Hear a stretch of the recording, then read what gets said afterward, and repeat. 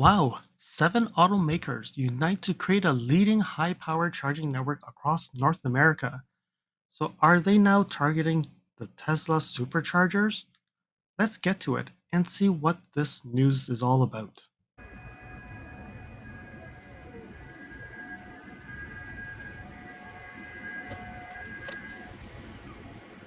Before we start on today's video, I would like to introduce our Instagram account at LSFT Videos.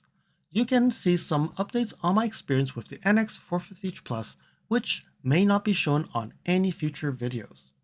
You can also reach me via direct messaging on Instagram if you have any questions on your NX. And if you like this video, you can provide comments, like this video, and share this video with your friends, and subscribe to my channel, and press that bell icon to get notified when new videos are posted. And if you'd like to support me further and support this channel, you can also provide a super thanks, which is greatly appreciated. And now, let's get to the video. Hey, it's LSFD here today, and today it's going to be something different. I'm not going to be talking about Lexus or Toyota here, but really more about charging networks. So we all know that Tesla has the supercharging network, which is great across North America. You can really drive your Tesla and really be able to charge from one place to another. And they do have a great um, network there, right? Because most important thing with charging cars is you can actually stop and be able to charge. So one thing here is seven automakers, they're uniting together to really fight against the big bear in the room, Tesla, right? So they're creating a high-powered charging network across North America. So what plug will they be using? I really don't know, but let's get to this. So they're saying that seven major automakers, the BMW Group, General Motors, Honda, Hyundai, Kia, and Mercedes with Stellantis, all creating an unprecedented new charging network joint venture that will significantly expand access to high powered charging in North America. So, one thing you notice here, are we missing a few groups here? Ford and Toyota? I think those two are the major ones that we're missing here. So I don't know why they aren't in here as well. But this is also an extremely strong group, right? You have GM, Honda, like the Gundam, the Hyundai Kia, BMW, Mercedes, and Stellantis. So now we're looking down here, it says targeting to install at least 30,000 high power charging points in urban and highway locations to ensure customers can charge whenever and wherever they need, and the focus is on delivering an elevated customer experience. The network will provide reliability, high power charging capabilities, digital integration, appealing locations, and various things you can do while charging and use renewable energy. So this sounds very good, right? So charging stations will be accessible to all EV customers, so it doesn't matter where it is. And they will be offering combined charging systems CCS and the North American charging standard, the NACS connectors. First stations are scheduled to open in the summer of 2024. So next year, we'll start seeing this network coming online. So it's not a bad thing because I think as more and more competitors go into the market, we will be getting much better charging infrastructure. And then in turn, the adoption of electric cars will be more appealing. And when you look at all this timeline, they all match up to 2024, 2025, and then you would notice that Toyota and Lexus will be bringing more vehicles on the new platform around that same time. So I think that shift is starting to come. So they're saying that the seven world's leading automakers are actually making this joint venture to accelerate the transition to electric vehicles in North America by making EV charging more convenient, accessible, and reliable. So hoping that once it goes online, it's actually reliable and that's not like you go to a station and it doesn't work. That's where pain comes in, especially when you go to a station that only has two charging stations. And then when you go in, one car's parked, the other one is broken, and you just sit there and wait, wait, and wait. So the joint venture would include the development of a new high-power charging network with at least 30,000 chargers to make zero-emission driving even more attractive for millions of customers. So what are they saying here? So they're saying that the investment in public charging being implemented on the federal and state level, the joint venture will leverage public and private funds to accelerate the installation of high-powered charging for customers. The new charging stations will be accessible to all battery-powered electric vehicles from any automaker using the CCS or the NACS, and expected to meet or exceed the spirit of and requirements of the U.S. National Electric Vehicle Infrastructure and EVI program. All right, so they're saying that the joint venture aims to be a leading network in reliable high power charging in North America. So I see that they keep on saying North America, and a lot of it is US, US, US.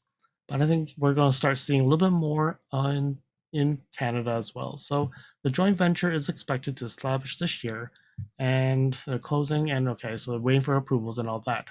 So I assume that this will get approved because they do need way more charging stations to really accelerate the battery electric vehicles.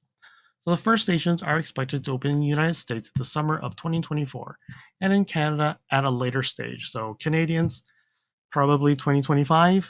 I don't know, but out of the 30,000, I probably think that maybe we only get 5%, like 1,500 or 3,000, 10%. We will have to see.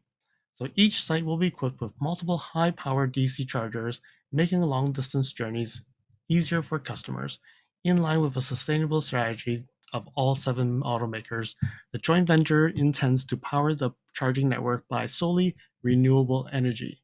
Renewable energies, which is totally great because now when you think of it, the battery electric driving it is zero emission, and if the electricity that comes in that charges your battery is also done with renewable energy, it means it's a very clean drive.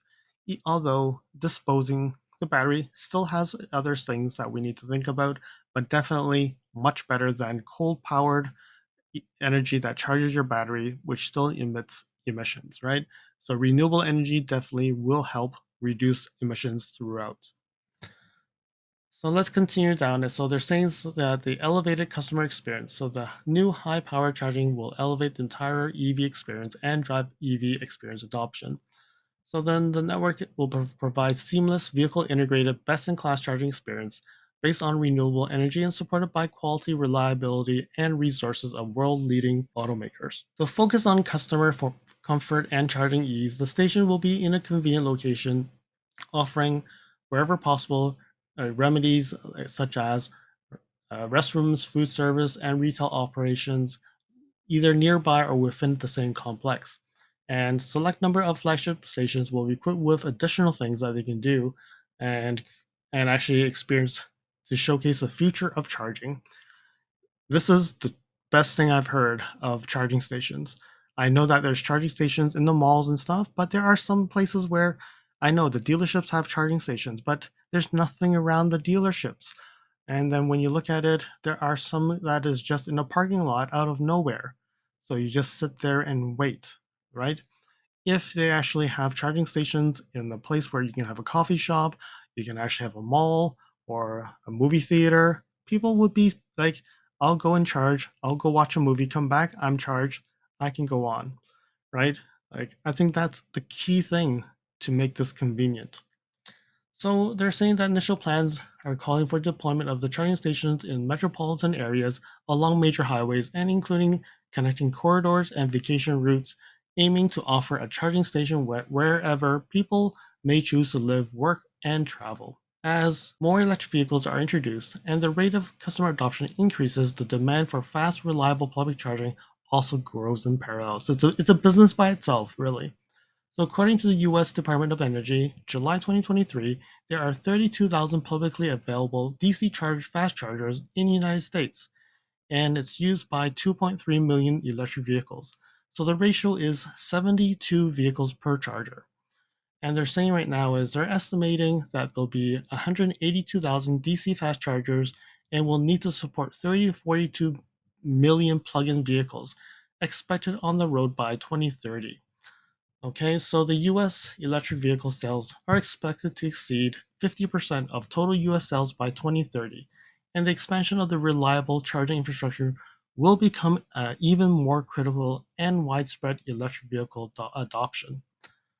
So then the creation of the best-in-class charging network will be ensuring that the EV infrastructure will support the current and projected EV sales and will foster the adoption of electric vehicles.